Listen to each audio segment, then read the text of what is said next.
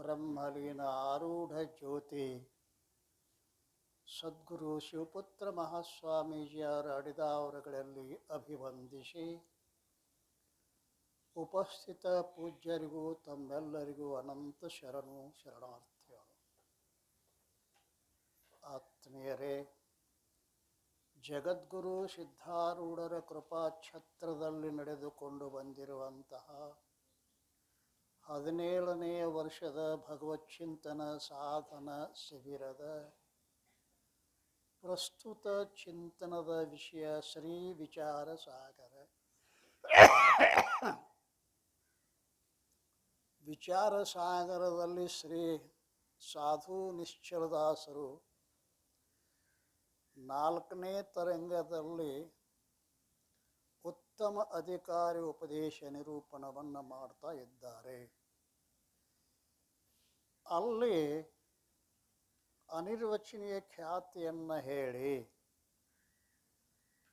ಅದನ್ನು ಯಾವ ರೀತಿಯಿಂದ ರಜ್ಜುವಿನಲ್ಲಿ ಕಲ್ಪಿತ ಸರ್ಪ ತೋರುತ್ತದೆಯೋ ಆ ಕಲ್ಪಿತ ಸರ್ಪಕ್ಕೆ ಅಧಿಷ್ಠಾನ ರಜ್ಜು ಅವಚ್ಛಿನ್ನ ಚೇತನದ ವೃತ್ತಿ ಉಪಹಿತ ಚೇತನ ಆ ಸರ್ಪಜ್ಞಾನಕ್ಕೆ ಅಧಿಷ್ಠಾನದ. ಸರ್ಪಕ್ಕೆ ಅಧಿಷ್ಠಾನ ಯಾವುದು? ರಜ್ಜು ಅವಚ್ಛಿನ್ನ ಚೇತನ. ಸರ್ಪದ ಜ್ಞಾನಕ್ಕೆ ಅಧಿಷ್ಠಾನ ಯಾವುದು? ಸಾಕ್ಷಿ ಚೇತನ, ಅಂದರೆ ಅಂತಃಕರಣ ವೃತ್ತಿಯ ಉಪಹಿತ ಚೇತನ.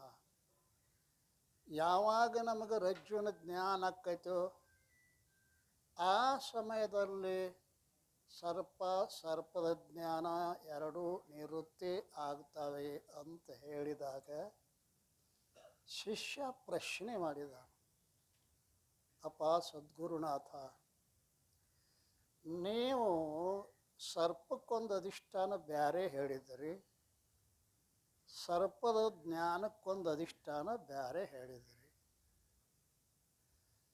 ಸರ್ಪಕ್ಕೆ ಅಧಿಷ್ಠಾನ ರಜ್ಜು ಅವಚ್ಛಿನ್ನ ಚೇತನ ಹೇಳಿದ್ರಿ, ಸರ್ಪದ ಜ್ಞಾನಕ್ಕೆ ಅಧಿಷ್ಠಾನ ವೃತ್ತಿ ಉಪಹಿತ ಸಾಕ್ಷಿ ಚೇತನ ಅಧಿಷ್ಠಾನ ಅಂತ ಹೇಳಿದ್ರಿ.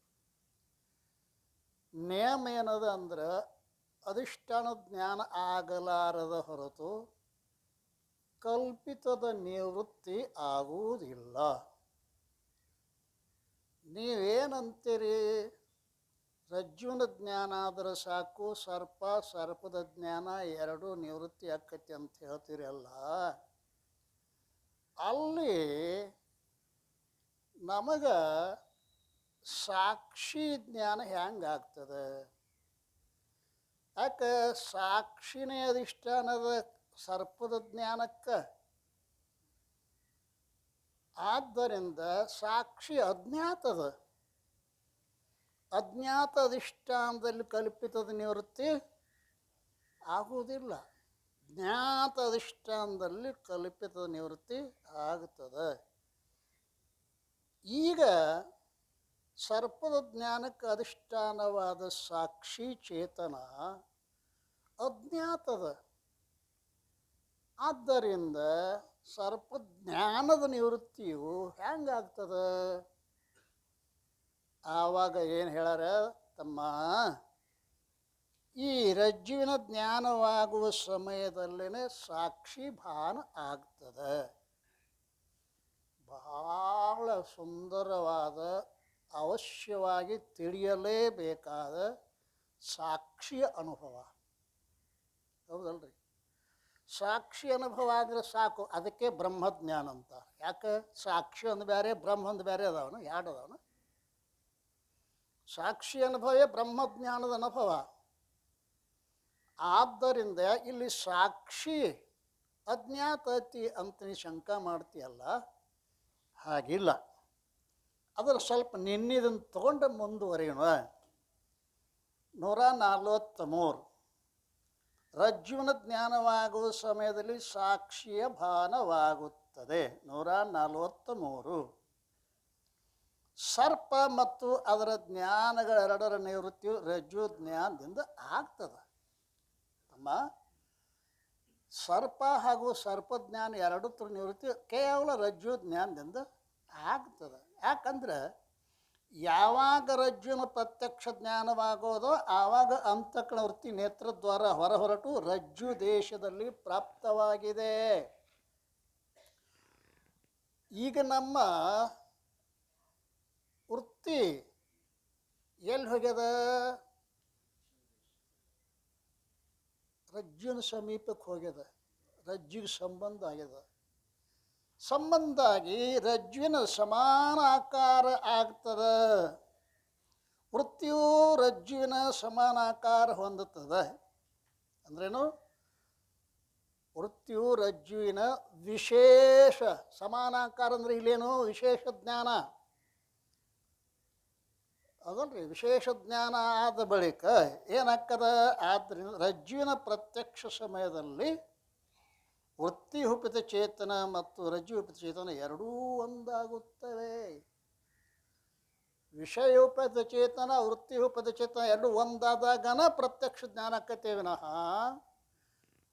ವೃತ್ತಿ ಬೇರೆ ಮತ್ತು ರಜ್ಜು ಬೇರೆ ಇತ್ತು ಅಂದ್ರೆ ಆಗುವುದಿಲ್ಲ.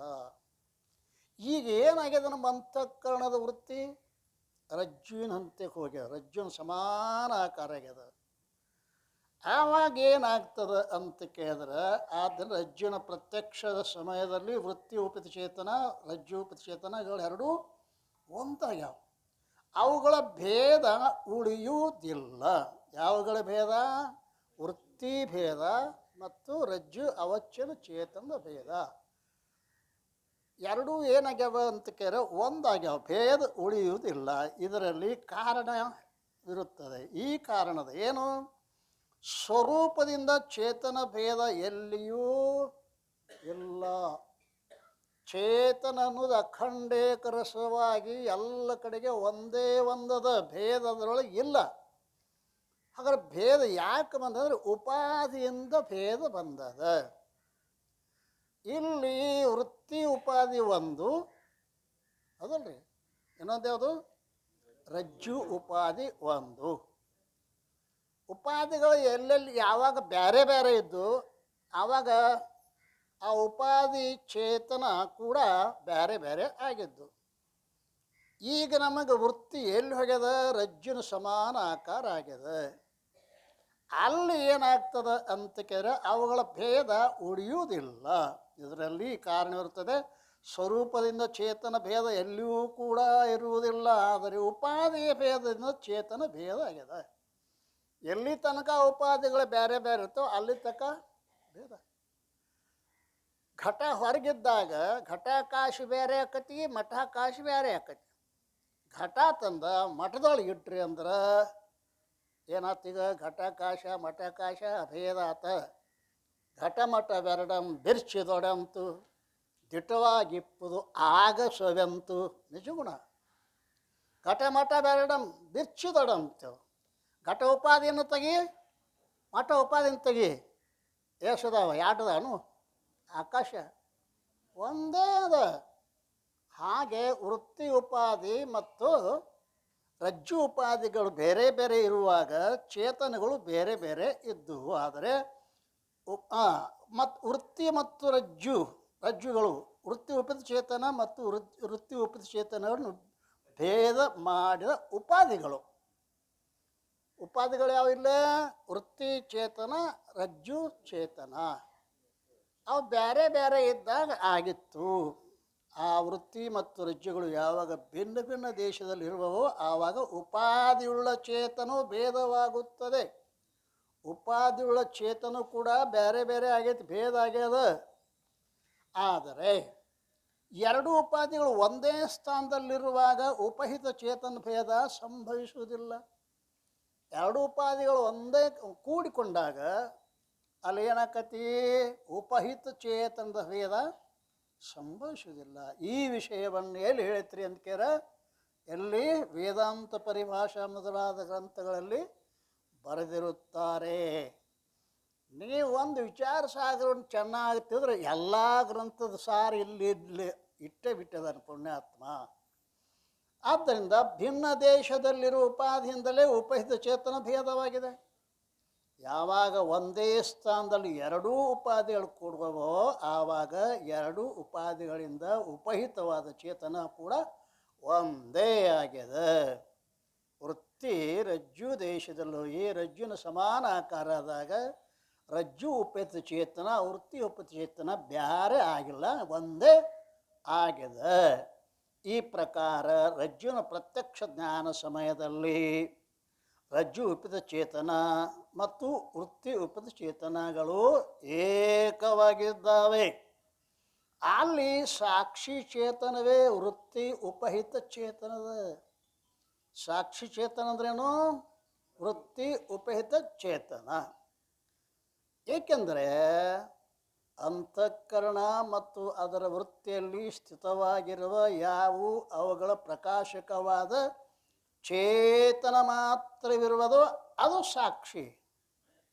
ಸಾಕ್ಷಿಯ ಪರಿಚಯವನ್ನು ಮಾಡಿಕೊಡ್ಬೇಕಂತ ಬಾಳಿನ ಮಹಾತ್ಮರು ಬಹಳ ಪ್ರಯತ್ನ ಮಾಡಿದ್ದಾರೆ. ಪುಣ್ಯಾತ್ಮರೇ, ಕರುಣಾಶಾಲಿಗಳು ತಮ್ಮ ರಜ್ಜವಚ್ಚಿನ ಚೇತನದೊಡನೆ ಸಾಕ್ಷಿ ಚೇತನವೂ ಕೂಡ ಅಭೇದ ಆಗ್ಯದ ಅಲ್ಲೇ.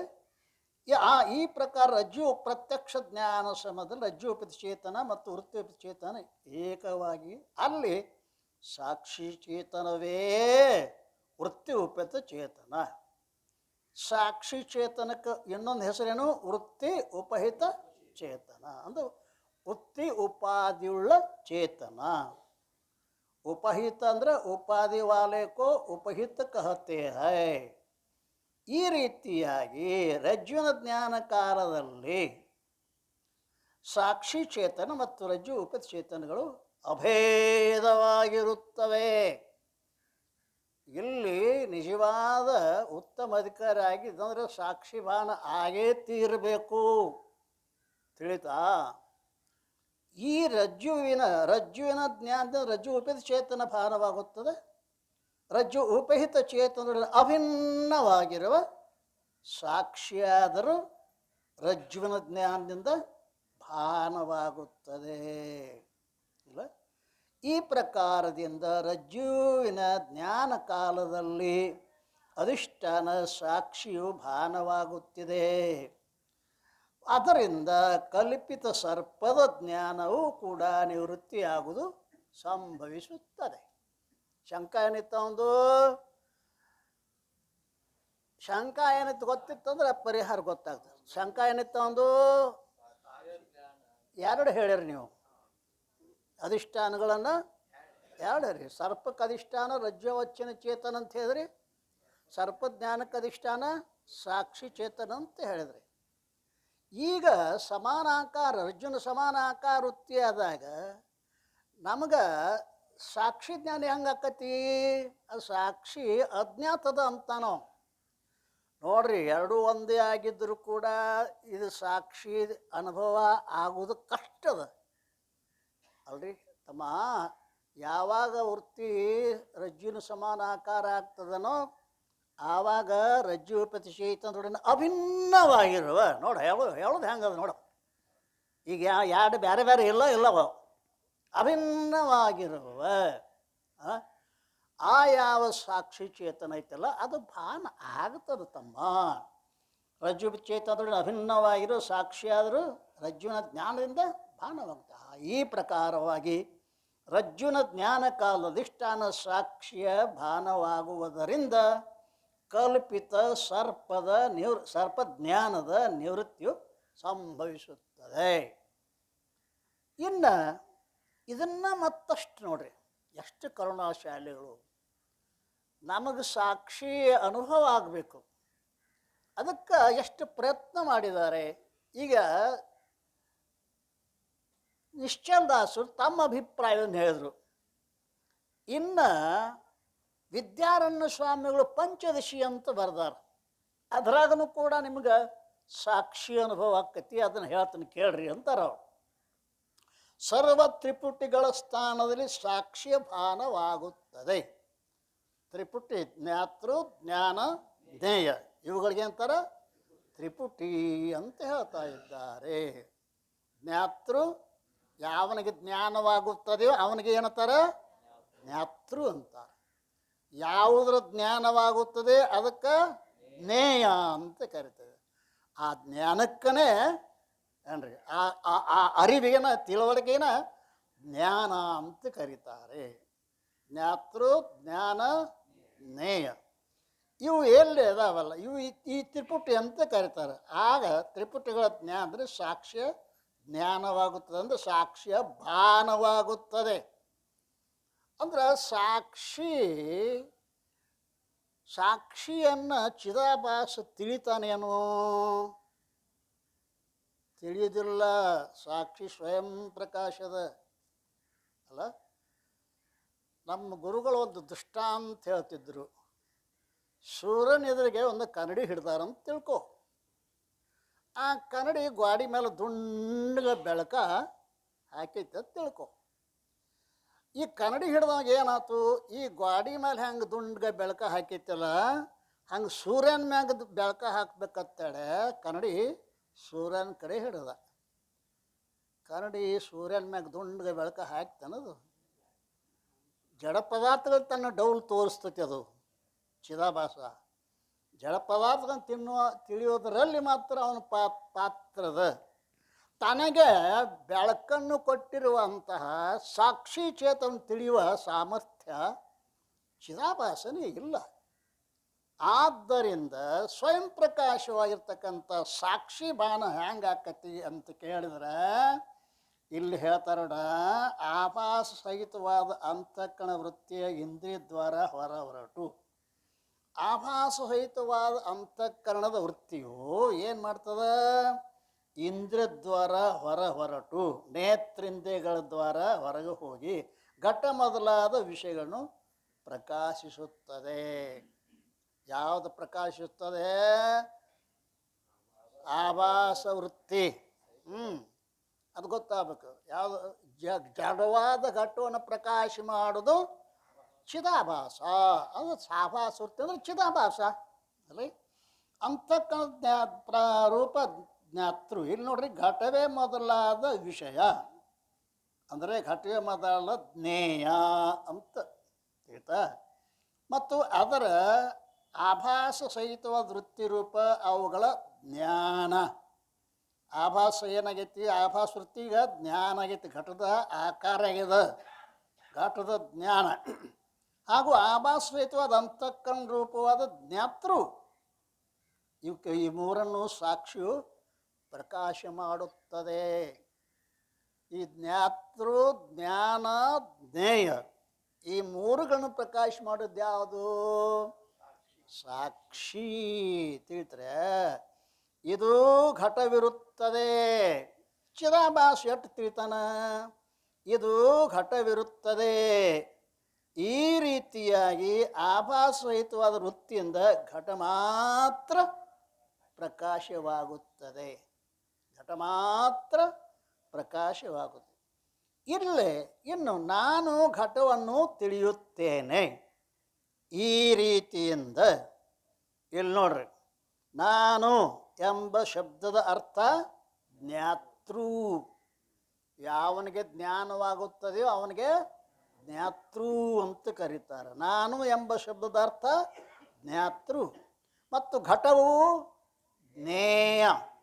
ಘಟವು ಜ್ಞೇಯ. ಮತ್ತು ತಿಳಿಯುತ್ತೇನೆ ಎಂಬುದು ಜ್ಞಾನ. ನಾನು ಘಟವನ್ನು ತಿಳಿಯುತ್ತೇನೆ, ನಾನು ಜ್ಞಾತೃ. ಘಟವನ್ನು ಜ್ಞೇಯ, ತಿಳಿಯುತ್ತೇನೆ ಜ್ಞಾನ. ಈ ಮೂರು ಏನದಾವಲ್ಲ, ಈ ತ್ರಿಪುಟಿಯು ಸಾಕ್ಷಿಯಿಂದ ಪ್ರಕಾಶವಾಗುತ್ತದೆ. ಈ ತ್ರಿಪುಟಿಯನ್ನು ಪ್ರಕಾಶ ಮಾಡಿದ್ದು ಯಾವುದು? ಅದೇ ಸಾಕ್ಷಿ ನೋಡು ಅಲ್ಲ. ಅದೇ ಸಾಕ್ಷಿ. ಅದ ತ್ರಿಪುಟಿಯನ್ನು ಸಾಕ್ಷಿ ಪ್ರಕಾಶಕವಾಗುತ್ತದೆ. ಈ ಪ್ರಕಾರ ಸರ್ವ ತ್ರಿಪುಟಿಗಳ ಪ್ರಕಾಶವು ಸಾಕ್ಷಿಯಾಗಿರುತ್ತದೆ. ಪ್ರಕಾಶಕವು ಸಾಕ್ಷಿ. ಎಲ್ಲ ಎಲ್ಲೆಲ್ಲಿ ಜ್ಞಾತೃಜ್ಞಾನ ಜ್ಞೇಯಗಳದಾವೋ ಅಲ್ಲೆಲ್ಲ ಸಾಕ್ಷಿನೇ ಮಾಡ್ತಾನೆ.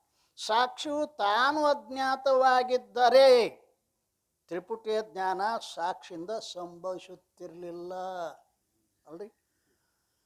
ಸಾಕ್ಷಿ ತಾನು ಏನಾಗಿತ್ತು, ಅಜ್ಞಾತ ಆಗಿತ್ತು ಅಂದ್ರೆ ತ್ರಿಪುಟಿಗ ನಾನು ಘಟವನ್ನು ತಿಳಿಯುತ್ತೇನೆ ಅನ್ನುವ ಈ ವಾಕ್ಯ ಬರಬೇಕಾಗಿತ್ತು ಅಂತಂದ್ರೆ ಈ ಮೂರನ್ನೂ ಬೆಳಗಿದವ ಬ್ಯಾರೆ ಅದಾನ. ಅವ್ಯಾರು? ಸಾಕ್ಷಿ ಅದ. ಈಗ ಸಾಕ್ಷಿ ಅನುಭವ ಆಗಲೇಬೇಕು. ಇಷ್ಟು ಪ್ರಯತ್ನ ಮಾಡಿದ್ದಾರೆ. ಚಂದ್ರೋದಯಕಾರರು ಕೂಡ ಸಾಕ್ಷಿ ಬಗ್ಗೆ ಭಾಳ ಚಂದ ಹೇಳ್ತಾರೆ.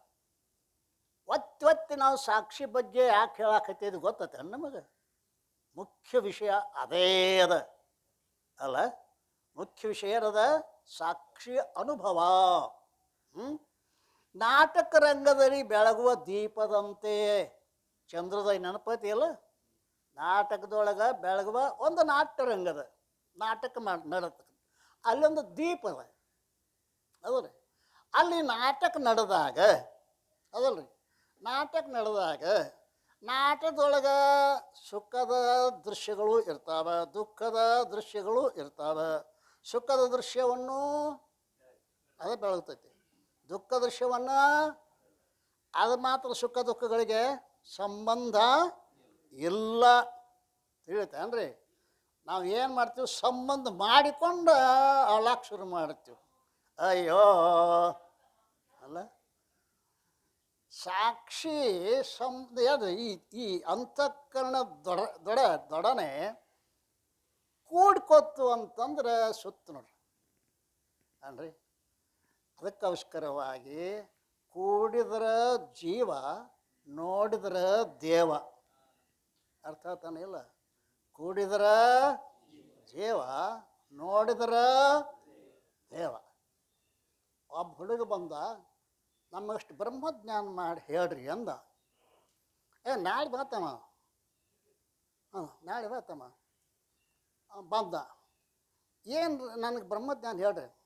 ನೋಡ್ತಮ್ಮ, ನೋಡ್ತಾ ಇರೋದಕ್ಕೆ ಬ್ರಹ್ಮಜ್ಞಾನ ಅಂತ. ನೋಡುವುದಕ್ಕೆ ಹಿಂಗ್ರೆ ಎಷ್ಟು ಹೋಗ್ರದ್ರಿ ಬ್ರಹ್ಮಜ್ಞಾನ ಅಂದವ. ನೋಡೋದಕ್ಕೆ ಏನಂತಾರಪ್ಪ? ಬ್ರಹ್ಮಜ್ಞಾನ ಅಂತ. ಹಿಂಗ್ರೆ ನಾಷ್ಟ ಮಾಡಿಸಿರು, ಕೊಂಡಿಸಿರು ಅವನ ಕಟ್ಟಿ ಮೇಲೆ. ಏನಪ್ಪ? ನೋಡಿದ್ರೆ ಏನು? ದೇವ. ಕೂಡಿದ್ರೆ ಜೀವ. ನೋಡ್ದ ಇರು ಅಂದರು. ಹ್ಞೂ ರೀ ಅಂದಮ್ಮ. ಒಂದು ಬಕೆಟ್ ತೊಗೊಂಡ್ರು ಗುರುಗಳು. ಕಂಡಪಟ್ಟಿ ಎಲ್ಲ ಸೋರ್ತಿತ್ತದು ಬಕೆಟ್ದಾಗ, ನೀರೇ ಇರ. ಆ ಬಾವಾಗಿನ ತರೋದು ಇದಕ್ಕೆ ಹಾಕೋದು. ಬಾವಾಗಿ ಯಾರವ್ರು ಗುರುಗಳು? ಇವ ಕಟ್ಟಿ ಮೇಲೆ ಕೂತಾನು ಅದಲ್ಲ. ಆ ಬಕೆಟ್ದಾಗ ನೀರೇ ಬರಂಗಿಲ್ಲವ, ಖಾಲಿದ ಡಬ್ಬು ಹಾಕೋದು ಹಂಗೆ. ಅವ್ನು ನೋಡಿದ ಎಷ್ಟು ಬುದ್ಧಿಗಿಡ ಸ್ವಾಮಿ ಅವ. ನೋಡವಾಗಲಿಲ್ಲ ಈಗ. ಮಜಾ ಅದ ಅಲ್ಲಿ, ಮಜಾ ಅದ. ನೋಡ್ದು ಒಂದು ತಾಸಕ್ಕ ನೋಡ್ದ, ಬರಬೇಕಟ್ಟು ಡಬ್ಬು ಹಾಕಿ ಅಂತಂದ. ಆ ಸ್ವಾಮಿ ಬುದ್ಧಿಗಿದೆ ಹಾಕಿಲ್ಲ ಅಂದವ. ನನಗೆ ಬುದ್ಧಿಲ್ಲ, ಮನೆಗೆ ಹೋಗ್ತಮ್ಮ ಅಂದ್ರವರು. ಕರಾರೇನಿತ್ತು? ನೋಡುದು. ನೀವು ನೋಡೋದು ಬಿಟ್ಟು ಕೂಡಿದೆಲ್ಲ ಅಲ್ಲ. ನೋಡಿದ್ರ ದೇವ, ಕೂಡಿದ್ರ ಎಷ್ಟೇ ನೋಡು. ಸಮಸ್ಯೆ ಭಾಳ ಇಲ್ಲ, ಪರಂತು ತಿಳಿಯೋದು ಕಷ್ಟದ. ನಾವು ಕೂಡು ರೂಢಿ ಆಗಿಬಿಟ್ಟದ ಅಲ್ರಿ. ಕೂಡ್ತದ, ಅಂತಕ್ಕಂಥೊಡನೆ ಕೂಡ್ತದ, ಕೂಡಿ ರೂಢಿ ಆಗಿಬಿಟ್ಟದ. ಅದಕ್ಕೆ ಪ್ರತ್ಯೇಕವಾಗಿ ಆ ಸಾಕ್ಷಿ ಈ ನಾಟಕದ ಸುಖ ದುಃಖಗಳನ್ನೂ ಬೆಳಗ್ತತಿ ಅಲ್ರಿ. ಮತ್ತು ನಾಟಕ ಎಲ್ಲ ಮುಗಿದ ಬಳಿಕ ಶೂನ್ಯವಾದ ಮಂಟಪವನ್ನು ಅಲ್ರಿ. ಎಲ್ಲರೂ ಹೋಗ್ಯಾರು, ನಾಯಕ ಬೆಳಗ್ಲಿತ್ತೇನದು. ಎಲ್ಲರೂ ಇದ್ದಾಗ ಮಾತ್ರ ನಾವು ಹೆಂಗೆ ಎಲ್ಲರೂ ಇದ್ದಾಗ ಮತ್ತೆ ಮಜಾ ಮಾಡ್ತೀವಲ್ಲ. ಯಾರಿದ್ದಾಗ ನಮಗೆ ನಮಸ್ಕಾರ ಮಾಡೋದು ಹಿಂಗೆ ಮಾಡಿ ಹೋಗ್ತೀವ. ಬಂದಿದ್ದಾಗ ನಮಸ್ಕಾರ, ಸಾಷ್ಟಾಂಗ ನಮಸ್ಕಾರ ಹಾಕೋದು, ಗಲ್ಲ ಬಡ್ಕೋದು. ನಾಟಕ ಭಾಳ ಮಾಡ್ತೀವಿ ನಾವರಂತ ಸಾಮಾನ್ಯ ತಿಳ್ಕೊಂಡ್ರಿ. ಅಲ್ಲೋ ದೇವ್ರು ನೋಡೋದಾನ, ಈ ಮಂದಿನ ನೋಡೋದು ಏನು ಮಾಡ್ತೀನಿ? ಮಂದಿ ನೋಡಿ ಏನು ಮಾಡೋದು? ಜನರು ಮೆಚ್ಚುತ್ತ ನಿನ್ನ ಕೈಲಾಸ ಕೊಯ್ವರ. ಜನ ಮೆಚ್ಚದ್ರೆ ಶಿವ ಬಿಡುತ್ತೇನೆ. ಬಿಡುಬಾಹ್ಯದಳು ರಂಭವ, ಮಾನಸದೋಳ್ ಎಡಬಿಡದಿರು ಶಂಭುವ. ವಿಚಾರ ಮಾಡಿ ನೋಡ್ತಮ್ಮ, ಇಲ್ಲಿ ಆ ನಾಟಕದ ದೀಪದಂತೆ ಅವ ಯಾರ್ದಾರು ಸಾಕ್ಷಿ ಅದಾನೆ. ನೀನು ಸಂಸಾರ ಒಂದು ನಾಟಕ ಅಂತ ತಿಳ್ಕೊ ಅಲ್ರಿ, ಬರೀ ದೃಷ್ಟಾಂತ ಕೇಳಿ ಮನೆಗೆ ಹೋಗಬೇಡ. ನಿನ್ನ ಸಂಸಾರ ಒಂದು ನಾಟಕ. ಅಲ್ಲಿ ಅಳುವುದು ನಡಿತೈತಿ, ನಗುವುದು ನಡಿತೈತಿ, ಪರಂತು ಸಾಕ್ಷಿ ಎರಡನ್ನೂ ನೋಡ್ಕೋತದ. ಅವ ಸಂತೋಷದಾಗ ಕುಣಿದಾಡಿಲ್ಲ, ದುಃಖದಾಗ ಅತ್ತಿಲ್ಲ. ಯಾರು? ಸಾಕ್ಷಿ. ಬಂದುದನ ಹೋದಲ್ಲೆಂಬುವನಲ್ಲ, ಮುಂದಹನೊಂದಂ ಬಯಸುವನಲ್ಲ, ಕಳೆದುದನೊಂದಂ ನೆನೆವನಲ್ಲ, ತಿಳಿಯದರಿಂ ಮನಮಂ ತನಗಿಲ್ಲ. ಇದು ಯಾಕೆ ಬಂತು ಅನ್ನಂಗಿಲ್ಲ. ಬಂದುದನ ಹೋದಲ್ಲ ಎಂಬವನಲ್ಲ, ಮುಂದಹನೊಂದಂ ನಾಳೆ ಹಿಂಗಾಗಬೇಕು, ಹೆಂಗರೆ ಆಗಬಲ್ಲಕ್ಕದು. ಅದರ ಆ ರೀತಿಯಾಗಿ ಸಾಕ್ಷಿ ಅನುಸಂಧಾನ ಮಾಡ್ಲಕ್ಕ ಈ ಚಂದ್ರೋದಯಕಾರರು ಪ್ರಯತ್ನ ಮಾಡ್ಯಾರ. ನಿಜಗುಣ ಶಿವವಿಗಳು ಯಾಕೆ ಒತ್ತಿ ಸಾಕ್ಷಿ ಬಗ್ಗೆ ಹೇಳಾಕತ್ತಿ, ನಿಮ್ಗೆ ಅರ್ಥ ಆಗತ್ತೈತಿ ಎಲೆ ಅಂಬಲ್ಲ. ಅದರ ಅನುಭವವೇ ಮುಖ್ಯದ ಅಲ್ರಿ. ಏನು ಅವ್ರೇನು ನಿಜಗುಣರು? ಮೂರು ಅವಸ್ಥೆಗಳಲ್ಲಿ ತೋರುವ ಕೀಳವನು ಬೇರಿಟ್ಟರಿಯುವುದಾಗಿ ಮೀರಬಾರದ ಚಿತ್ತೇ. ಎಷ್ಟು ಕಳಕಳಿ ಮಹಾತ್ಮರದ್ದು ನೋಡ್ರಿ, ಎಷ್ಟು ಕಳಕಳಿ ಅದ ಅಲ್ಲ. ಮೂರು ಅವಸ್ಥೆಗಳು: ಜಾಗ್ರ, ಸ್ವಪ್ನ, ಸುಷುಪ್ತಿ. ಈ ಜಾಗ್ರದೊಳಗಿನ ಎಲ್ಲ ಪದಾರ್ಥಗಳನ್ನು, ಎಲ್ಲ ವಿಷಯಗಳನ್ನು ಪ್ರಕಾಶ ಯಾವುದು ಮಾಡುತ್ತದೆಯೋ ಅದೇ ಸಾಕ್ಷಿ ಚೇತನ. ಸ್ವಪ್ನದ ದೃಶ್ಯಗಳನ್ನು ಪ್ರಕಾಶ ಮಾಡ್ತದೆ. ಸುಷುಪ್ತಿಯ ಗಾಢವಾದ ಸುಖ ಮತ್ತು ಅಜ್ಞಾನವನ್ನು ಪ್ರಕಾಶ ಮಾಡ್ತದೆ. ಈ ರೀತಿಯಾಗಿ ಮೂರು ಅವಸ್ಥೆಗಳಲ್ಲಿ ತೋರುವ ಕೇಳವನು. ಮೂರು ಅವಸ್ಥೆ ಅಂದರೆ ಪ್ರಪಂಚ ಅಂದರೆ ಒಟ್ಟು ಮೂರು ಅವಸ್ಥೆ ತಿಳ್ಕೋರಿ. ಮೂರು ಅವಸ್ಥೆ ದಾಟಿ ಮತ್ತು ಪ್ರಪಂಚ ಎಲ್ಲಿ ಇಲ್ಲವೇ ಇಲ್ಲ. ಈ ಮೂರು ಅವಸ್ಥೆ ಚೆನ್ನಾಗಿ ತಿಳ್ಕೊಂಡ್ರೆ ಇಡೀ ಪ್ರಪಂಚವನ್ನು ತಿಳ್ದಂಗೆ ಆಗ್ತದೆ. ಮೂರು ಅವಸ್ಥೆಗಳಲ್ಲಿ ತೋರುವ ಕೇಳವನು ಬೇರಿಟ್ಟರಿಯುವುದಾಗಿ ಮೀರಬಾರದ ಚಿತ್ತೆ ನಿನ್ನ ನಿಜ ಅಲ್ರಿ. ಏನೇನು ಮಹಾತ್ಮರು. ನನ್ನ ಜ್ಞಾನವಾಗುವ ಮುನ್ನ ನೀನು ಎಲ್ಲಿರ್ದೆ ಹೇಳಯ್ಯ ಅಕ್ಕ. ಎನ್ನ ಜ್ಞಾನ ನಾನು ಅರಿಯುವುದಕ್ಕಿಂತ ಮುನ್ನ ನೀನೆಲ್ಲಿದ್ದೆ ಹೇಳಯ್ಯ. ಚಿನ್ನದೊಳಗಿನ ಬಣ್ಣದಂತೆ ಎನ್ನೊಳಗೆ ಅಡಗಿರ್ದೆಯ್ಯ. ಎಷ್ಟು ಮುಂದೆ ಹೋಗಿದ್ದಾರೆ. ನನ್ನನ್ನು ತಿಳಿಕಿತನದಲ್ಲಿ ನೀ ಎಲ್ಲಿದ್ದಿ ಕೇಳ್ತಾಳೆ ಅಕ್ಕ ಮಹಾದೇವಿ. ಹೆಂಗಿದ್ದೀವಮ್ಮ? ಚಿನ್ನದೊಳಗಿನ ಚಿನ್ನ ಬಣ್ಣ ಯಾಟದವ ಒಂದಾಯ್ತು. ನೀನು ನನ್ನೊಳಗೆ ಒಂದಾಗೇ ಇದ್ದಿ. ತಿಳಿದಾಗನು ಒಂದಾಗೆ ಅದಿ ನೀನು. ಮತ್ತು ತಿಳಿದಾಗ ಬೇರೆ ಬೇರೆ ಅದಾವಣ್ಣು. ತಿಳಿದಾಗನು ಒಂದ, ತಿಳಿಲಾರ್ದಾಗನು ಒಂದ ಅದಲ್ಲ. ಚಿನ್ನದೊಳಗಿನ ಬಣ್ಣದಂತೆ ಎನ್ನೊಳಗೆ ಅಡಗಿದ್ದೇಯ. ಇನಿತು ಎನ್ನೊಳ ಅಡಗಿದ್ದು ಮೈದೋರದ ಭೇದವ ನಿನ್ನಲ್ಲಿ ಕಂಡೆ ಕಾಣ ಮಲ್ಲಿಕಾರ್ಜುನ. ಚನ್ನ ಮಲ್ಲಿಕಾರ್ಜುನ. ಅಬಾ ಬಾ ಬಾ. ಅಷ್ಟು ಜ್ಞಾನವನ್ನು ಕೈಯಾಗ ಕೊಟ್ಟಂಗೆ ಮಾಡ್ತಾರೆ ಮಹಾತ್ಮರೆಲ್ಲ. ಆದ್ದರಿಂದ ಈ ಸಾಕ್ಷಿ ಅನುಭವ ಈ ತ್ರಿಪುಟಿಯ ಜ್ಞಾನ ಕಾಲದಲ್ಲಿ, ಇದು ಯಾರ್ದು? ವಿದ್ಯಾರಣ್ಯ ಸ್ವಾಮಿಗಳಿದು. ನಿಜಗುಂಡ್ರದ್ದು ಹೇಳ್ಯಾರ, ವಿದ್ಯಾಂತ ಹೇಳ್ಯಾರ, ಚಂದ್ರೋದಯದು ಹೇಳ್ಯಾರ, ಅಲ್ಲ ನಿಜಗುಂಡ್ರದ್ದು ಹೇಳ್ಯಾರ. ಇಟ್ಟೆಲ್ಲ ಹೇಳ್ಯಾರ. ಇನ್ನೂ ನಂಗೆ ತಿಳಿಲ್ಲ ಅಂದ್ರೆ ಕಲ್ಲು ತೊಗೊಂಡು ಹನಿ ಹನಿ ಹನಿ ಹನಿ ಬಡ್ಕೋಬೇಕಾಕತಿ ಹೇಳವ ಪುಣ್ಯಾತ್ಮ ಈತ. ಆದ್ದರಿಂದ ಈ ರೀತಿಯಾಗಿ ಈ ಸಾಕ್ಷ್ಯ ಭಾನವಾಗುವುದರಿಂದ, ಸಾಕ್ಷ್ಯ ಜ್ಞಾನದಿಂದ ಸರ್ಪಜ್ಞಾನ ನಿವೃತ್ತಿಯು ಸಂಭವಿಸುತ್ತದೆ. ಉತ್ತರದ ಅಲ್ರಿ. ರಜ್ಜುನ ಜ್ಞಾನದಿಂದ ಸರ್ಪದ ಜ್ಞಾನದ ನಿವೃತ್ತಿ ಆಗೋದಿಲ್ಲ ಅಂತೇನು ಹೇಳಿದ್ದಲ್ಲ. ಈಗೇನಾಗೈತಿ? ಅವೆರಡೂ ಒಂದಾಗ್ಯಾವ ಉಪಾಧಿಗಳು. ಉಪಹಿತ ಚೇತನ ಬೇರೆ ಬೇರೆ ಇಲ್ಲ. ಈ ಸಾಕ್ಷಿಯ ಜ್ಞಾನ, ಜ್ಞಾನ ಅಂದ್ರೆ ಅನುಭವ, ಮತ್ತು ಜ್ಞಾನ ಅಂದರೆ ಹಿಂಗತ್ತು ತಿಳ್ಕೊಂಡ್ರಿ. ಸಾಕ್ಷಿ ಜ್ಞಾನ ಹಿಂಗಾಗೋದಿಲ್ಲ, ಅದು ಘಟಪಟಾದಿಗಳಂತೆ ಆಗೋದಿಲ್ಲ, ಅದು ಭಾನ ಆಗ್ತದೆ. ಹೇಳ್ತಾರೆ ಸಾಕ್ಷ್ಯ ಭಾನವಾಗುವುದು ಸಂಭವಿಸುತ್ತದೆ. ಈ ಪೂರ್ವದಲ್ಲಿ ರೀತಿಯಿಂದ ಸರ್ಪ ಮತ್ತು ಅದರ ಜ್ಞಾನ ಅಧಿಷ್ಠಾನವನ್ನು ಭಿನ್ನ ಭಿನ್ನವಾಗಿ ಹೇಳಿರುತ್ತದೆ. ಮೊದಲು ನಾವು ಎರಡು ಹೇಳಿದ್ದೇವೆ.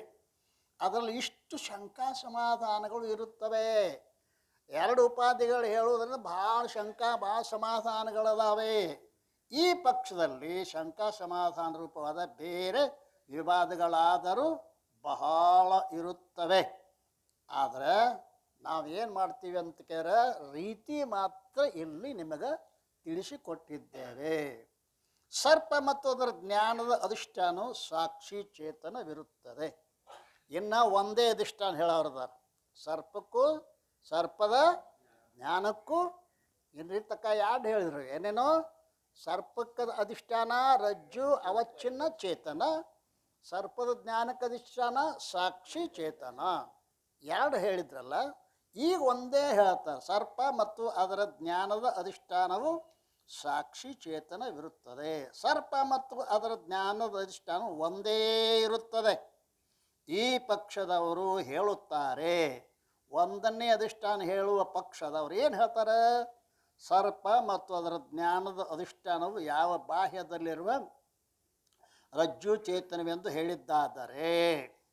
ನೋಡ್ರಪ್ಪ, ಈ ಪಕ್ಷದವರು ಶಂಕ ಮಾಡ್ತಾರೆ. ಮೊದಲು ಏನು, ಸರ್ಪ ಮತ್ತು ಸರ್ಪಜ್ಞಾನಕ್ಕೆ ಅಧಿಷ್ಠಾನ ಬಾಹ್ಯದಲ್ಲಿರುವ ರಜ್ಜು ಚೇತನ ಅಂತ ಹೇಳಿದ್ದಾದ್ರೆ ಅದು ಸಂಭವಿಸುವುದಿಲ್ಲ. ಎರಡಕ್ಕೂ ಹೊರಗಿನ ಚೇತನನ ಅದು ರಜ್ಜುವಚ್ಚಿನ ಚೇತನವೇ ಅಧಿಷ್ಠಾನ ಅಂತ ಹೇಳಿದ್ರೆ ಅದು ಸಂಭವಿಸುವುದಿಲ್ಲ.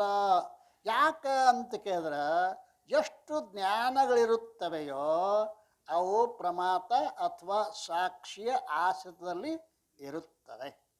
ಎಷ್ಟು ಜ್ಞಾನಗಳದಾವು? ಒಟ್ಟು ಎರಡು ಜ್ಞಾನ. ಒಂದು ಸಾಕ್ಷಿ ಭಾಷ್ಯ ಜ್ಞಾನ, ಇನ್ನೊಂದು ಪ್ರಮಾತ ಭಾಷ್ಯ. ಪ್ರಮಾಣಜನ್ಯವಾಗಿತ್ತು ಅಂದರೆ ಪ್ರಮಾತ ಭಾಷ್ಯ ರೀ, ಅವಿದ್ಯಾಜನ್ಯ ಆಗಿತ್ತಂದ್ರೆ ಸಾಕ್ಷಿ ಭಾಷ್ಯ ತಿಳಿತಾ. ಈ ರೀತಿಯಾಗಿ ಎಷ್ಟು ಜ್ಞಾನಗಳಿರುತ್ತವೆ ಅವು ಪ್ರಮಾತ ಅಥವಾ ಸಾಕ್ಷಿಯ ಆಶ್ರಿತದಲ್ಲಿ ಇರುತ್ತವೆ. ಬಾಹ್ಯದಲ್ಲಿ ಯಾವ ರಜ್ಜು ಚೇತನ ಇರೋದು ಅದರ ಆಶ್ರಿತದಲ್ಲಿ ಜ್ಞಾನ ಸಂಭವಿಸುವುದಿಲ್ಲ. ರಜ್ಜುವಿನ ಜ್ಞಾನ, ರಜ್ಜುವಿನ ಅವಚ್ಚಿನ ಚೇತನದಲ್ಲಿ ಜ್ಞಾನ ಸಂಭವಿಸುವುದಿಲ್ಲ. ಅದಕ್ಕೆ ಜ್ಞೇಯಕ್ಕೆ ಅಧಿಷ್ಠಾನದ ಅದು ಹೌದಲ್ರಿ, ಜ್ಞಾನ ಅದರಂತೆ ಸರ್ಪ ಮತ್ತು ಸರ್ಪದ ಜ್ಞಾನಕ್ಕೆ ಅಧಿಷ್ಠಾನ ಅಂತಃಕರಣ ಉಪೇತ ಸಾಕ್ಷಿ ಚೇತನವೆಂದು ಅಂಗೀಕರಿಸಿದ್ದಾದರೆ ಈಗ ಎರಡಕ್ಕೂ ಒಳಗಿನ ಸಾಕ್ಷಿನೇ ಅಧಿಷ್ಠಾನ ಅಂತ ಹೇಳಿದ್ರೆ ಏನಾಕತಿ? ರಜ್ಜು ದೇಶದಲ್ಲಿ ಸರ್ಪದ ಪ್ರತೀತಿ ಆಗದೆ ಏನಾಗಬೇಕಾಯ್ತದು? ಶರೀರದೊಳಗೆ ಅಂತಃಕರಣ ದೇಶದಲ್ಲಿ ಸರ್ಪದ ಪ್ರತೀತಿ ಆಗಬೇಕಾಗಿತ್ತು. ಒಂದು ವೇಳೆ ಅಂತರದಲ್ಲಿ ಹುಟ್ಟಿದ ಸರ್ಪವು ಮಾಯಾಬಲ್ಲಿಂದ ಹೊರಗೆ ತೋರುತ್ತದೆ ಅಂತ ಅಂಗೀಕಾರ ಮಾಡಿದ್ರೆ ನೀವು ಆತ್ಮಖ್ಯಾತಿಯನ್ನು ಒಪ್ಪಿದಂಗೆ ಆಗ್ತದೆ.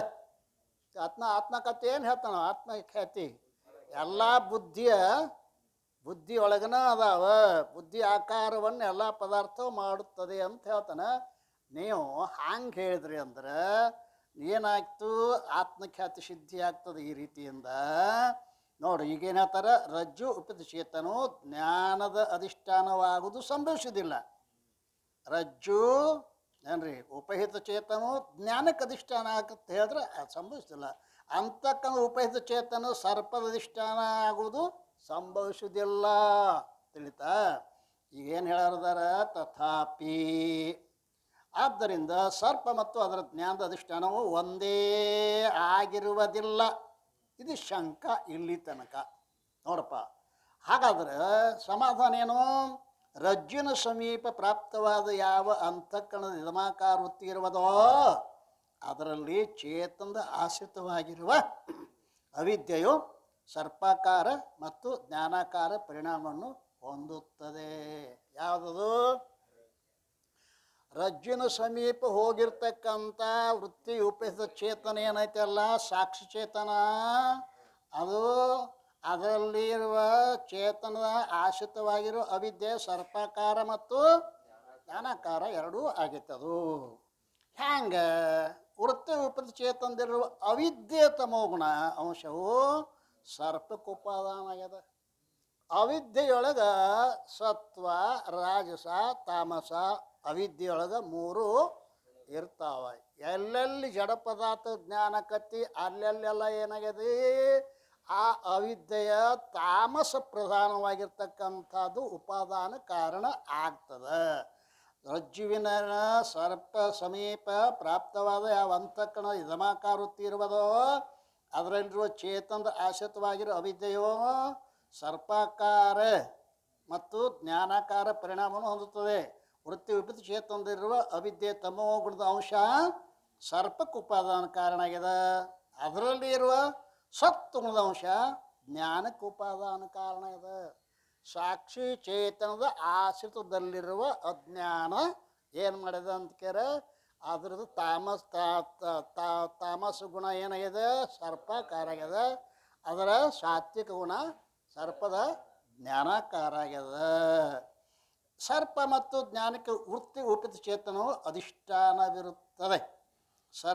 ಸರ್ಪದ ಜ್ಞಾನಕ್ಕೆ ಯಾವುದು ವೃತ್ತಿ ಉಪದಿ ಅಂದ್ರೆ ಸಾಕ್ಷಿ ಚೇತನವೇ ಎರಡಕ್ಕೂ ಅಧಿಷ್ಠಾನ ಆಗ್ಯದ. ವೃತ್ತಿಯು ರಜ್ಜು ದೇಶದಲ್ಲಿ ಹೊರಗೆ ಹೋಗಿರುತ್ತದೆ. ಅದು ಹೆಂಗೆ ಹೇಳೋದು, ವೃತ್ತಿ ರಜ್ಜು ದೇಶದಲ್ಲಿ ಹೊರ ಹೋಗ್ಯದ. ಆದ್ದರಿಂದ ವೃತ್ತಿ ವಿಪರೀತ ಚೇತನವಾದರೂ ಹೊರಗೆ ಇರುತ್ತದೆ. ಆದ ಕಾರಣ ಸರ್ಪಕ್ಕೆ ಆಶ್ರಯವಾಗುವುದು ಸಂಭವಿಸುತ್ತದೆ. ಹೊರಗೆ ಹೋಗ್ಯದಲ್ಲ, ಅಲ್ಲ ಒಳಗೆ ತೋರ್ಬೇಕಾಗಿತ್ತು ಸರ್ಪ ಅಂತಂದದಲ್ಲ, ಈಗ ಅದು ಹೊರಗೆ ಹೋಗ್ಯದ. ಹೊರ ಹೋಗಿರುವುದರಿಂದ ಸರ್ಪದ ಅಧಿಷ್ಠಾನ ಆಗುವುದು ಸಂಭವಿಸ. ವೃತ್ತಿಯು ರಜ್ಜು ದೇಶದಲ್ಲಿ ಹೊರಗೆ ಹೋಗಿರುತ್ತದೆ. ಆದ್ದರಿಂದ ವೃತ್ತಿ ವಿಪರೀತ ಚೇತನವಾದರೂ ಹೊರಗೇ ಇರುತ್ತದೆ. ಆದ ಕಾರಣ ಸರ್ಪಕ್ಕೆ ಆಶ್ರಯವಾಗುವುದು ಸಂಭವಿಸುತ್ತದೆ. ಇನ್ನು ಎಷ್ಟು ದೇಶ ಅಂತಃಕರಣದಲ್ಲಿ ಸ್ವರೂಪವಿರುವುದೋ ಅಷ್ಟೇ ಸಾಕ್ಷಿ ಸ್ವರೂಪ ಇರುವುದೇ. ಅಂತಃಕರಣ ಎಷ್ಟು ದೇಶದಾಗೈತಿ ಅಷ್ಟು ದೇಶದಾಗಿರುವ ಚೇತನ ಮಾತ್ರ ಸಾಕ್ಷಿ. ಇರಬೇಕು, ಹಾರಬಾರದದು. ಚೇತನ ಮಾತ್ರ ಸಾಕ್ಷಿ ಅದ. ಎಷ್ಟು ಅಂತಃಕರಣದ ಸ್ವರೂಪವಿರೋದೋ ಅಷ್ಟೇ ಸಾಕ್ಷಿಯ ಸ್ವರೂಪ ಇರುತ್ತದೆ. ಶರೀರದೊಳಗೆ ಯಾವ ಅಂತಃಕರಣವಿರೋದೋ ಆ ಅಂತಃಕರಣವೇ ವೃತ್ತಿ ಸ್ವರೂಪ ಪರಿಣಾಮವನ್ನು ಹೊಂದುತ್ತದೆ. ವೃತ್ತಿ ಅಂದ್ರೇನು? ಅಂತಃಕರಣದ ಪರಿಣಾಮವೇ ವೃತ್ತಿ ಅಲ್ಲ. ಅಂದರೆ ಆದ್ದರಿಂದ ವೃತ್ತಿ ವಿಪರೀತ ಚೇತನವಾದರೂ ಹೊರಗೇ ಇರುತ್ತದೆ. ಆದ ಕಾರಣ ಸರ್ಪಕ್ಕೆ ಆಶ್ರಯವಾಗುವುದು ಸಂಭವಿಸುತ್ತದೆ. ಎಷ್ಟು ಅಂತಃಕರಣ ಸ್ವರೂಪವಿರುವುದೋ ಅಷ್ಟೇ ಸಾಕ್ಷಿಯ ಸ್ವರೂಪವಿರುತ್ತದೆ. ಶರೀರದೊಳಗೆ ಯಾವ ಅಂತಃಕರಣವಿರುವುದೋ ಅದುವೇ ವೃತ್ತಿ ಸ್ವರೂಪ ಪರಿಣಾಮವನ್ನು ಹೊಂದಿ ಏನಾಗ್ಯದ ಹೊಂದುತ್ತದೆ. ಆದ್ದರಿಂದ ವೃತ್ತಿ ವಿಪರೀತ ಚೇತನವು ಸಾಕ್ಷಿ ಇರುತ್ತದೆ. ಆದ ಕಾರಣ ಜ್ಞಾನಕ್ಕೆ ಆಶ್ರಯವಾಗುವುದು ಸಂಭವಿಸುತ್ತದೆ. ಈಗ ಅಂತಃಕರಣ ವೃತ್ತಿ ಉಪೇತ ಚೇತನ ಹೊರಗೆ ಹೋಗಿರುವುದರಿಂದ ಮತ್ತು ಆ ರಜ್ಜು ಅವಚಿನ ಚೇತನದನ್ನೇ ಅಭಿನ್ನವಾಗಿರುವುದರಿಂದ ಸಾಕ್ಷಿನೇ ಜ್ಞಾನ ಮತ್ತು ಜ್ಞೇಯಗಳಿಗೆ ಅಧಿಷ್ಠಾನ ಆಗುವುದು ಸಂಭವಿಸುತ್ತದೆ. ಯಾವಾಗ ರಜ್ಜುವಿನ ಪ್ರತ್ಯಕ್ಷವಾಗುವುದೋ ಆವಾಗ ಏನಾಗ್ಯದ, ರಜ್ಜು ಚೇತನ ಮತ್ತು ವೃತ್ತಿ ಚೇತನ ಎರಡೂ ಒಂದೇ ಆಗಿವೆ. ಆದ್ದರಿಂದ ರಜ್ಜುವಿನ ಜ್ಞಾನದಿಂದ ಸರ್ಪದ ಮತ್ತು ಅದರ ಜ್ಞಾನವು ಕೂಡ ನಿವೃತ್ತಿಯಾಗುತ್ತವೆ. ಏನಂತಾರೆ ಈಗ ಒಟ್ಟು ಅವನ್ನ ಶಂಕಾ ಸಮಾಧಾನ ಮಾಡ್ತಾ ಇದ್ದಾರೆ. ಇಲ್ಲಿ 146 ಎಲ್ಲಿ ಒಂದೇ ರಜ್ಜುವಿನಲ್ಲಿ ಇನ್ನಷ್ಟು ಸ್ಪಷ್ಟ ಮಾಡ್ತಾ ಇದ್ದಾರೆ. ಎಲ್ಲಿ ಒಂದೇ ರಜ್ಜುವಿನಲ್ಲಿ 10 ಜನರಿಗೆ, ಒಬ್ಬನಿಗೆ ಸರ್ಪ, ಒಬ್ಬನಿಗೆ ದಂಡ, ಮತ್ತೊಬ್ಬನಿಗೆ ಮಾಲ, ಮತ್ತೊಬ್ಬನಿಗೆ ಪೃಥ್ವಿ ಬಿರುಕು, ಮತ್ತೊಬ್ಬನಿಗೆ ಜಲಧಾರೆ, ಈ ರೀತಿಯಿಂದ ಭಿನ್ನ ಭಿನ್ನ ಜ್ಞಾನವಾಗುವುದು. 10 ಮಂದಿ ಒಂದೇ ಹಗ್ಗ ನೋಡಕತ್ತಾರ. ಹಗ್ಗ ಒಂದೇ ಅದು. 10 ಮಂದಿ ನೋಡೋರು ಬೇರೆ ಬೇರೆ ಅದು. ಅವ್ರಿಗೆ ಬೇರೆ ಬೇರೆ ಕಾಣಿಸ್ತದ. ಒಬ್ಬಗೆ ಹೆಂಗೆ ಕಾಣಿಸ್ತದ ಅಂದ್ಕ್ಯಾರ, ದಂಡ ಬಡಿಗೆ ಬಿದ್ದೈತಪ್ಪ ಅಂತಾನ. ಮತ್ತೊಬ್ಬ ಏನಂತ ಮಾಲ ಆಯ್ತದು ಅಂತಾನ. ಮತ್ತೊಬ್ಬ ಏನಂತಾನ ಪೃಥ್ವಿ ಬಿರುಕದ ಅಂತ ಅವಾಗ ಅನಿಸ್ತದ. ಹೀಗೆ 10 ಥರ ಬೇರೆ ಬೇರೆ ಬೇರೆ ಬೇರೆ, ಹಗ್ಗ ಒಂದೇ, ತಿಳುವಳಿಕೆ ಬೇರೆ ಬೇರೆ ಆಗ್ಯಾವ. ಅಲ್ಲಿ ಯಾವ ಪುರುಷನಿಗೆ ರಜ್ಜುನ ಪ್ರತ್ಯಕ್ಷವಾಗುವುದೋ ಅವನ ವೃತ್ತಿ ಚೇತನದಲ್ಲಿ ಕಲ್ಪಿತವಾದ ಅಧ್ಯಾಸದ ನಿವೃತ್ತಿ ಆಗುತ್ತದೆ. ಯಾರಿಗೆ ರಜ್ಜುವಿನ ಜ್ಞಾನವಾಗಿರುವುದಿಲ್ಲವೋ ಅವ್ರಿಗೆ ಅಧ್ಯಾಸ ನಿವೃತ್ತಿ ಆಗುವುದೇ ಇಲ್ಲ ಅಲ್ರಿ. ಯಾರಿಗೆ ಇನ್ನೂ ಜಗತ್ತು ಕಾಣಕತ್ತೈತಿ ಅದಲ್ರಿ, ಇನ್ನೂ ಹಾವ ಕಾಣಕತ್ತೈತಿ ಅವ್ರಿಗೆ ಏನಾಗೈತಿ, ಜ್ಞಾನ ಆಗುವುದಿಲ್ಲ.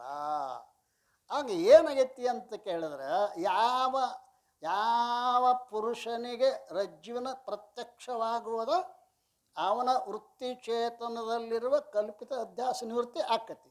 ಯಾರಿಗೆ ರಜ್ಜುವಿನ ಜ್ಞಾನವಾಗಿರುವುದಿಲ್ಲವೋ ಅವ್ರಿಗೆ ಅಧ್ಯಾಸ ನಿವೃತ್ತಿ ಆಗುವುದಿಲ್ಲ ಅದಲ್ರಿ. ಈ ಜಗತ್ತಿನೊಳಗೆ ಜ್ಞಾನಿಗಳು ಅದಾರ, ಅಜ್ಞಾನಿಗಳು ಅದಾರ.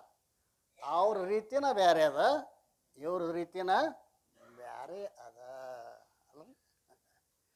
ಕಾಕ ಕೃಷ್ಣ ಪಿಕ ಕೃಷ್ಣ, ಏಕವೃಕ್ಷ ಒಂದೇ ಗಿಡದೊಳಗೆ ಕಾಗಿನೂ ಅದ ಕೋಗಿಲಿನೂ ಅದ. ಇದು ಕಾಗಿ ಇದು ಕೋಗಿಲು ಅನ್ನೋದು ಯಾವಾಗ ಗೊತ್ತಾಕತಿ? ವಸಂತ ಕಾಲ ಸಂಪ್ರಾಪ್ತೆ ಕಾಕಃ ಪಿಕ ಪಿಕಃ. ವಸಂತ ಕಾಲ ಬಂದಾಗ ಅದು ತನ್ನ ಸುಂದ ಮಧುರ ಧ್ವನಿ ತೆಗೆದು ಯಾವಾಗ ಕೋಗಿಲೆ ಸ್ವತಃ ಗೂಡು ಕಟ್ಟುದಿಲ್ಲಂತ್ರಿ. ಪ್ರಕೃತಿ ಮಜಾ ವಿಚಿತ್ರ ಅದಾವ್ರಿ. ಅದು ಗರ್ಭವತಿ ಆಯ್ತು ಅಂದ್ರೆ ಕೋಗಿಲೆ ಆ ಕಾಗಿ ಗೂಡು ನೋಡ್ಕೊಂಡು ಇಟ್ಟಿರ್ತೈತಿ ಅದು.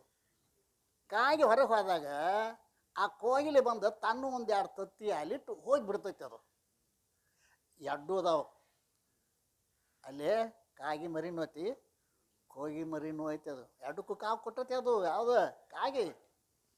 ಅಂದ್ರೆ ಇದು ಕಾಗಿ ಇದು ಕೋಗಿಲೆ ಅಂದ್ರೆ ಯಾವ ಗೊತ್ತಾಕತಿ ಅಂತ ಕೇರ, ವಸಂತ ಕಾಲೇ ಸಂಪ್ರಾಪ್ತೆ. ವಸಂತ ಕಾಲ ಬರ್ತಂದ್ರೆ ಅದು ಕೊಯ್ ಕೂಗಾಕತ್ತೈತಿ. ಇದು ನಮ್ದಾಲ್ ಹತ್ತ ಅವು ಕಾಗಿ ಹೊರಗೆ ಹಾಕಾವ. ಮತ್ತೇನದ ಒಂದೇ ಜಗತ್ತಿನೊಳಗೆ ಜ್ಞಾನಿನೂ ಅದಾನ ಅಜ್ಞಾನೂ ಅದಾನ. ಹ್ಯಾಂಗೆ ಅಂತ್ಯಾರ, ಒಂದೇ ಗಿಡದಾಗ ಕಾಗಿನೂ ಇರ್ತದ, ಕೋಗಿಲಿನೂ ಮರಿ ಆಗ್ಯಾವ ಇಲ್ಲ. ಒಂದೇ ಗಿಡದಾಗ ಒಂದೇ ಗೂಡಿನೊಳಗೆ ಅದು ಕರ್ರಗೆ ಎಡ್ಡು ಅದಾವ. ಆದ್ರೆ ಎರಡು ಕರ್ಗಿದ್ರೂ ಕೂಡ ಅದ್ರ ಮಾತನ ಬೇರೆ, ಇದ್ರ ಮಾತನ ಬೇರೆ. ಕಾಗಿ ಮಾತನ ಬೇರೆ, ಕೋಗಿಲೆಯ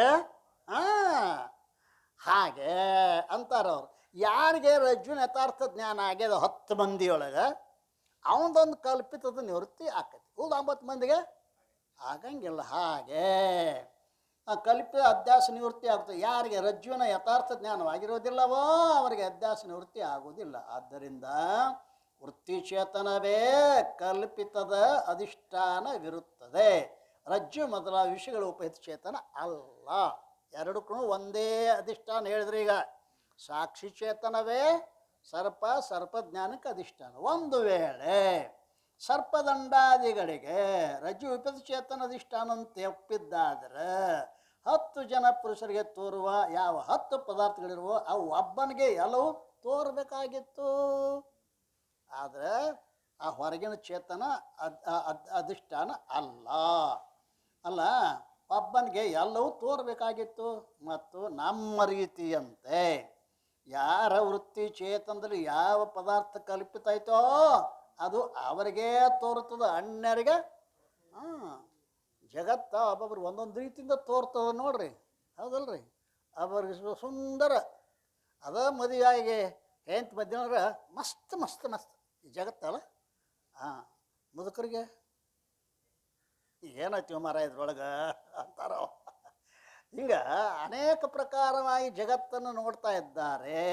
ಹಂಗೆ ಒಂದೇ ರಜ್ಜುವಿನಲ್ಲಿ ಅನೇಕ ಮಂದಿಗೆ ಅನೇಕ ರೀತಿಯಾಗಿ ತೋರುವಂತೆ ಯಾವನಿಗೆ ಅಧಿಷ್ಠಾನ ಜ್ಞಾನ ಆಗ್ಯದ ಅವನದು ಅಧ್ಯಾಸ ಮಾತ್ರ ನಿವೃತ್ತಿ ಆಗ್ತದೆ. ಯಾರಿಗೆ ಅಧಿಷ್ಠಾನ ಜ್ಞಾನ ಆಗಿಲ್ಲ ಅವ್ರದ್ದು ನಿವೃತ್ತಿ ಆಗುವುದಿಲ್ಲ. ಒಂದು ವೇಳೆ ದಂಡಾದಿಗಳಿಗೆ ರಜ್ಜು ಉಪಿತ ಚೇತನವೇ ಅಧಿಷ್ಠಾನ ಅಂತ ಒಪ್ಪಿದ್ದಾದರೆ 10 ಜನ ಪುರುಷರಿಗೆ ತೋರುವ ಯಾವ 10 ಪದಾರ್ಥಗಳಿರುವ ಅವು ಒಬ್ಬನಿಗೆ ಎಲ್ಲವೂ ತೋರಬೇಕಾಗಿತ್ತು. ಮತ್ತು ನಮ್ಮ ರೀತಿಯಿಂದ ಯಾರ ವೃತ್ತಿ ಚೇತನದಲ್ಲಿ ಯಾವ ಪದಾರ್ಥ ಕಲ್ಪಿತವಿರೋದೋ ಅದು ಅವರಿಗೆ ಮಾತ್ರ ತೋರುತ್ತದೆ. ಈ ರೀತಿಯಿಂದ ಬಾಹ್ಯ ಸರ್ಪಾದಿಗಳಿಗೂ ಮತ್ತು ಅವುಗಳ ಜ್ಞಾನಕ್ಕೂ ವೃತ್ತಿ ಉಪಹಿತವಾದ ಸಾಕ್ಷಿಯೇ ಅಧಿಷ್ಠಾನವಿರುತ್ತದೆ. ಸ್ವಪ್ನದ ಪದಾರ್ಥಗಳಿಗೂ ಮತ್ತು ಅವುಗಳ ಜ್ಞಾನಕ್ಕೂ ಅಂತಃಕರಣ ಉಪಹಿತವಾದ ಸಾಕ್ಷಿಯೇ ಅಧಿಷ್ಠಾನವಿರುತ್ತದೆ. ಜಾಗೃತಿನ ಪದಾರ್ಥಗಳಿಗೂ ಸಾಕ್ಷಿನೇ ಅಧಿಷ್ಠಾನದ, ಸ್ವಪ್ನದ ಪದಾರ್ಥಗಳಿಗೂ ಸಾಕ್ಷಿನೇ ಅಧಿಷ್ಠಾನದ. ಈ ಪ್ರಕಾರದಿಂದ ಸತ್ತಗಳಿಗೆ ವಿಲಕ್ಷಣವಾದ ಯಾವ ಅನಿರ್ವಚನೀಯ ಅವಿದ್ಯೆಯ ಪರಿಣಾಮವಾದ ಅನಿರ್ವಚನೀಯ ಸರ್ಪಾದಿಗಳು ಅವುಗಳ ಖ್ಯಾತಿ ಅಂದರೆ ಪ್ರತೀತಿ ಮತ್ತು ಕಥನವಿರುವುದೋ ಅದು ಅನಿರ್ವಚನೀಯ ಖ್ಯಾತಿ ಎಂದು ಹೇಳಲ್ಪಡುತ್ತದೆ. ಇಲ್ಲಿ ತನಕ ಅನಿರ್ವಚನೀಯ ಖ್ಯಾತಿಯ ವಿಚಾರವನ್ನು ಚೆನ್ನಾಗಿ ತಿಳಿಸ್ಕೊಂಡು ಬಂದರು ಅಲ್ರಿ. ಅದ್ರ ಎಷ್ಟು ವಿಷಯಗಳನ್ನು ನಿಮಗೆ ಮನನ ಆಗೈತೋ ಅದು ನಿಮಗೇ ಗೊತ್ತು ಅಲ್ರಿ. ಆದ್ದರಿಂದ ಎಷ್ಟು ಮಹಾತ್ಮರ ಕಳಕಳಿ ಅಂದರೆ ತಪಸ್ಸು ಮಾಡ್ಯಾರಪ್ಪ, ಭಾಳ ತಪಸ್ಸು ಮಾಡ್ಯಾರ. ಸುಮ್ಮನೆ ಅದು ಜ್ಞಾನ ಆಕೈತಿ ಅಂದ್ರೆ ಎಲ್ಲರಿಗೂ ಆಗಬೇಕಾಗಿತ್ತಲ್ಲ. ಪಟ್ಟ ಬೈರೆಲ್ಲ ಗಟ್ಟಿ ಒಂದಡೆ ಸ್ವರ್ಗ ಮೃತ್ಯು ಪಾತಾಳ ಠಾವ್ ಇನ್ನೆಲ್ಲ ಇದೆಲ್ಲ ಮೇಘ ಜಲವೆಲ್ಲ ಮುತ್ತಾದರೆ ಕುಡಿಲಕ್ಕೆ ನೀರು ಸಿಗದಂಗೆ ಆದೀತು. ಕೋಟಿಗೊಬ್ಬ ಭಕ್ತ ಲಕ್ಷಕ್ಕೊಬ್ಬ ಭಕ್ತ ಕೋಟಿಗೊಬ್ಬ ಶರಣ ಹಂಗದ ಇದು. ಆದ್ದರಿಂದ ಎಷ್ಟು ಸಾಧ್ಯದನೋ ಮಹಾತ್ಮರು ಅಷ್ಟು ಸಾಕ್ಷ್ಯ ಜ್ಞಾನ ಆಗಲಿ ಅಂತ ಪ್ರಯತ್ನ ಮಾಡಿದ್ದಾರೆ. ಮುಂದೆ ಏನು ಹೇಳೋರಿದಾರ ಅಂತ ಕೇಳಿದರೆ ಪ್ರಶ್ನೆ ಮಾಡೋದಾನು ಏನು, ಅಪಾರವಾದ ಮಿಥ್ಯಾ ಜಗತ್ತಿಗೆ ಆಧಾರ ಅಧಿಷ್ಠಾನ ಯಾರು ಅಲ್ರಿ. ಇಲ್ಲಿ ತನಕ ಅನಿರ್ವಚನ ಖ್ಯಾತಿಯನ್ನು ಇಷ್ಟೆಲ್ಲ ವಿಸ್ತಾರವಾಗಿ ಹೇಳಿದ್ದಾರೆ. ಯಾಕೆ ಸಿದ್ಧಾಂತ ಪಕ್ಷದಲ್ಲಿ ಅನಿರ್ವಚನ ಖ್ಯಾತಿಯನ್ನು ಒಪ್ಪಿದ್ದರಿಂದ ಅದನ್ನು ತಿಳಿದುಕೊಳ್ಳೋದು ಭಾಳ ಶ್ರೇಷ್ಠದ ಉತ್ತಮದ ಅಂತ ತಿಳ್ಕೊಂಡ ಇಲ್ಲಿ ಪರ್ಯಂತರವಾಗಿ ಅನಿರ್ವಚನ ಖ್ಯಾತಿಯನ್ನು ಹೇಳ್ಕೊಂಬಂದಾರ.